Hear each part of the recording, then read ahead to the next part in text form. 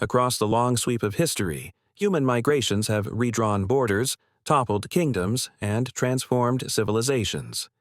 But according to analysts studying global climate patterns, economic fragility, and demographic pressure, the world may now be approaching something far larger than any movement humanity has ever recorded. Here's what nobody tells you.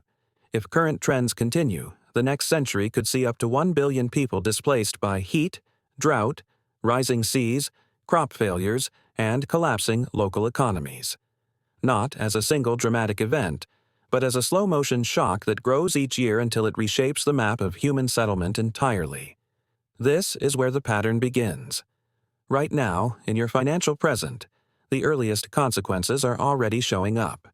Rising food prices, insurance withdrawals from coastal regions, shrinking agricultural yields, and cities struggling to absorb new arrivals. None of this looks like a migration crisis on the surface. But history shows that migration rarely starts with mass movement. It starts with stress, economic, environmental, and social pressure building quietly until families reach a point where staying is no longer possible.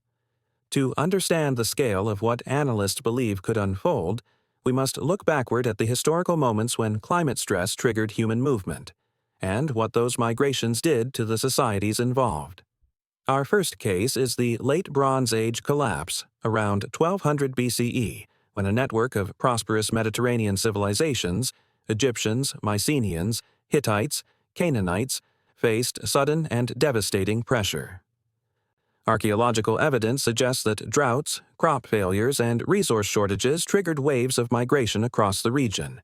Cities burned, trade routes broke, kingdoms fell not from invasion alone, but from internal collapse driven by resource scarcity. When people cannot feed their families, they move. When enough people move, entire civilizations tilt. The second historical case is far closer to home, the Dust Bowl migration of the 1930s. It affected only a fraction of today's global population, yet it transformed American society. A combination of drought, soil degradation, and economic depression forced more than 2.5 million people to abandon the Great Plains, creating one of the largest internal migrations in U.S. history. At first, it looked manageable. Families moved west, seeking work. But then the bill arrived. Overwhelmed cities, labor unrest, economic strain, and decades-long demographic shifts that reshaped California, Texas, and the American political landscape. Everyone thought the suffering was temporary. It wasn't. The danger wasn't the dust clouds. They were merely the symptom. The danger was the collapse of an agricultural system that had pushed beyond its environmental limits. The third example comes from recent decades. Syria, where analysts argue that a severe drought between 2006 and 2010 contributed to agricultural collapse, rising food prices, and massive rural-to-urban migration. This internal displacement stressed cities already struggling with unemployment and resource shortages. When political tension ignited, the resulting conflict triggered one of the largest refugee crises of the 21st century. A climate impact became an economic impact, which became a social impact, which became a geopolitical crisis. Let me show you exactly how this pattern unfolds. Migration is never just a climate story. It is an economic story first. When farmland yields decline, incomes drop. When incomes drop, families seek alternatives. When alternatives vanish, people move internally. When cities fail to absorb new arrivals, pressure rises. When pressure rises long enough, borders feel the shock. Not storm. Sequence. Not sudden collapse. Chain reaction. Here's why this matters today. Analysts examining demographic and climate data suggest that more than 3 billion people live in regions expected to experience extreme heat, severe droughts, or coastal flooding over the coming decades, regions where agricultural systems may no longer sustain current populations. If even a fraction of those people migrate, the scale surpasses every movement in recorded history. Yet everyone thinks migration starts at borders. It doesn't. Migration starts at the dinner table, when food becomes scarce. It starts at the well, when water turns brackish. It starts at the home, when wages no longer cover basic needs. It starts in the silence before the storm. Here's what nobody tells you. The first wave of climate refugees is already moving, but not yet in ways that capture global attention. Rural farmers leaving drying fields in the Sahel, coastal families relocating inland in Bangladesh, communities in Central America pushed northward by crop failure. Islands in the Pacific buying land in other nations as their coastlines disappear. These are not isolated stories. These are the first tremors of a global shift. At first, it may look like normal migration. Then, the bill arrives. Cities in developing regions become overcrowded. Infrastructure strains. Food imports increase costs for governments already in debt. Economic opportunity shrinks. Crime rises. Political tensions deepen. And in wealthier nations, immigration debates grow sharper as voters confront pressures their leaders warned might never come. The danger wasn't what people saw: the storms, the droughts, the floods. The danger was what they ignored: the economic dominoes tipping quietly behind those events. Analysts reviewing future scenario models outline several regions at particularly high risk for displacement. Sub-Saharan Africa, home to nations heavily dependent on agriculture, vulnerable to both drought and population growth. If yields decline, millions could be forced to migrate internally or across borders. South Asia. With more than 1.5 billion people, many living along coastlines or working in water-intensive agriculture, sea level rise and heat stress could drive some of the world's largest migration waves. Middle East and North Africa. Some economists argue that water scarcity may already be shaping migration flows here. If aquifers fail or heat extremes intensify, movement could accelerate sharply. Coastal megacities worldwide. Cities like Lagos, Jakarta, Dhaka, and even Miami face rising seas. Analysts suggest that infrastructure may not withstand long-term sea level projections without immense investment. Yet, the most overlooked danger is how migration affects receiving populations. Let me show you exactly how. When millions of people move, housing markets react first. Demand spikes. Rents surge. Informal settlements expand. Food prices rise as regions struggle to feed larger populations. Labor markets shift, sometimes absorbing new workers, sometimes collapsing under imbalance. Governments face demands they cannot meet fast enough, and financial systems become fragile as capital drains from high-risk regions toward safer zones. Everyone thought mass migration was a political problem. It wasn't. It was an economic transformation disguised as a humanitarian crisis. This leads us to the central question. If the world has entered the early stages of the largest migration in human history, what happens when slow pressure becomes unstoppable movement? Section 2 will reveal the mechanism driving climate migration today, the scenarios analysts warn could shape the next century, who stands to lose the most, who may unexpectedly benefit, and how borders, cities, economies, and power structures may transform in response. Because the danger isn't the migration itself, it's what the migration will change. The slow-motion shock that begins with crop failure, water scarcity, and economic contraction eventually becomes something far larger, a structural transformation in where humans can live, work, and survive. Analysts mapping long-term climate impacts suggest that the forces shaping the next century will not be defined by borders drawn in the past, but by the movement of people searching for stability in a world where old environmental patterns no longer hold. And here's what nobody tells you. Climate migration doesn't start with climate. It starts with economic collapse. Here's the mechanism. When heat waves intensify, crops fail. When crops fail, local economies collapse. When economies collapse, jobs disappear. When jobs disappear, social systems break. When social systems break, people move. Not because they want to, because staying becomes impossible. This migration mechanism explains why some economists argue that the future movement of people will come in waves, not in a single global surge. The first wave is internal, families moving from rural regions to the nearest functional city. The second wave begins when those cities can no longer absorb new arrivals. The third wave begins when national economies weaken under the strain. And the final wave begins when borders, long considered fixed, face pressures unseen in modern history. Let me show you exactly how these stages may unfold. Wave 1. Internal collapse. In countries across Africa, Asia, and Latin America, internal migration is already accelerating. Farmers leave drought-stricken fields. Coastal families retreat from rising waters.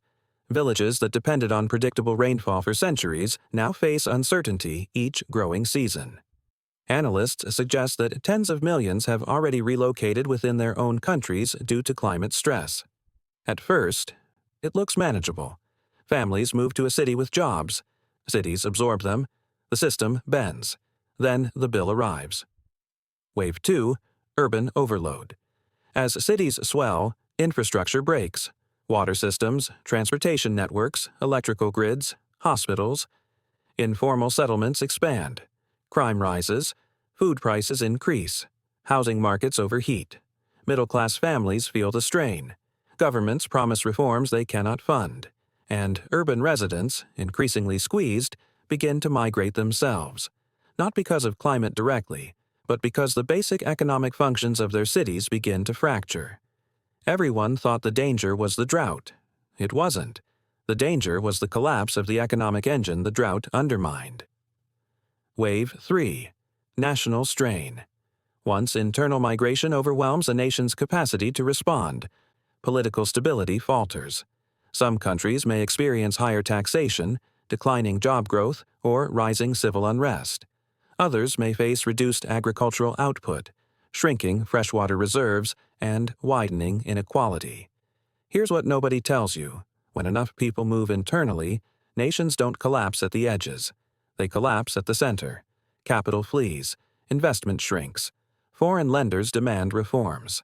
And governments, already stretched thin, begin to lose control of their own economic narrative.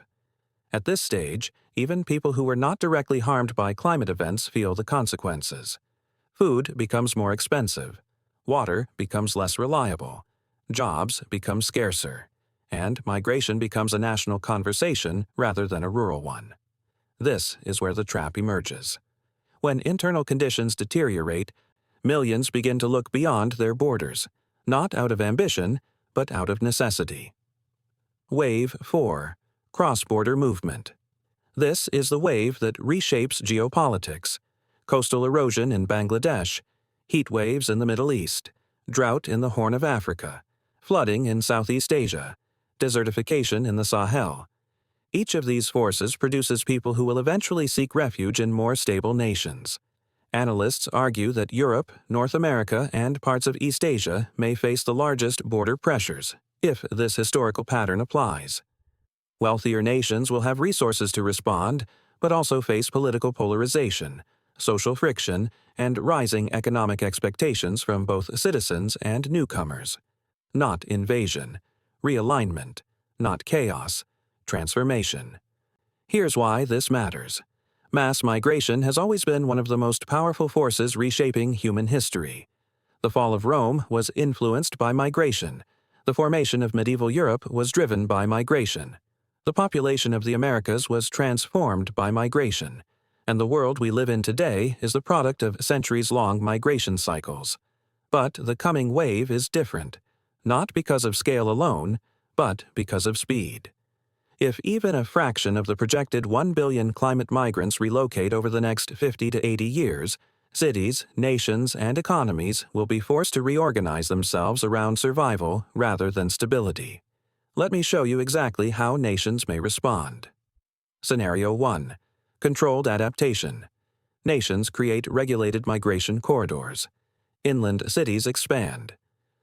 Investments in desalination, agricultural technology, and renewable infrastructure accelerate. Climate migrants become part of a new labor force revitalizing aging economies.